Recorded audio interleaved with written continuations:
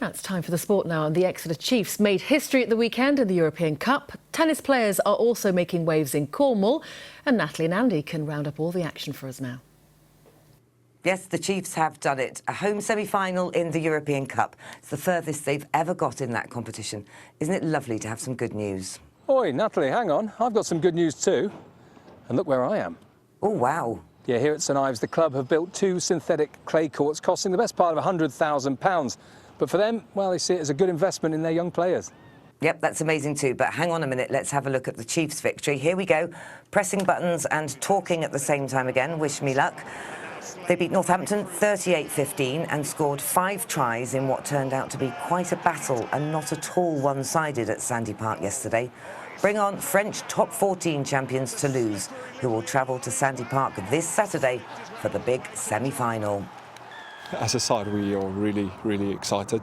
I think it's a massive opportunity for everyone to show the rest of the world what we have as a club, and just to take the next step. Like as I say, it's all about taking the next step and just showing the world that what we have.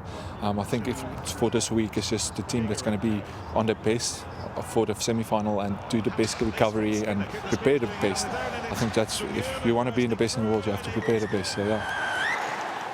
Brilliant. OK, Andy, back to you. Let's have a look at that gorgeous view again. Move out the way. Oh, no. Sorry, I thought you meant me. To be fair, the club here does have a beautiful view looking out over Carbis Bay. James, one of the best in the country, you reckon? It's got to be up there, isn't it? It's got to be one of the best views in the country, I think. Listen, this facility you've got here now, it looks wonderful. Why was it so important that you got it here? It was so important because there are no other clay courts in the county. Our facility was a bit run down and we wanted to do something for the local community. So what was here before it?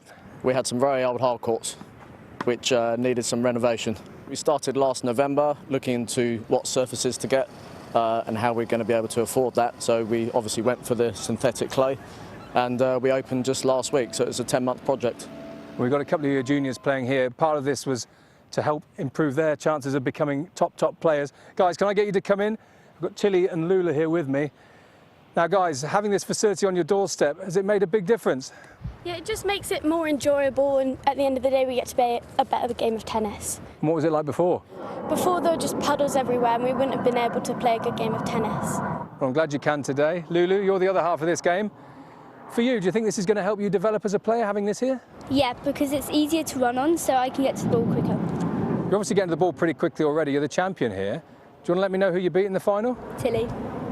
OK, a bit of a sore subject. Look, I'll let you get back to your game. That's all from us here at St Ives. Just had a thought, Nat. Have you forgotten the football? No, I haven't. I'd never do that. It's all lined up and ready to go. Plymouth Argyle are still unbeaten in their new life in League One. This was an 8-goal thriller against Wimbledon, which was a helter-skelter encounter at Loftus Road.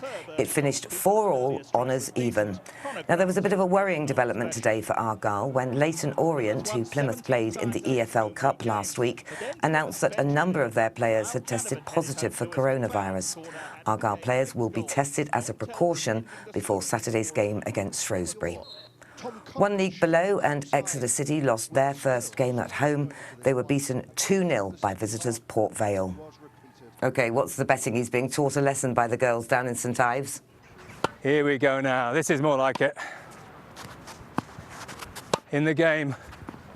Coming to the net. Best of 3.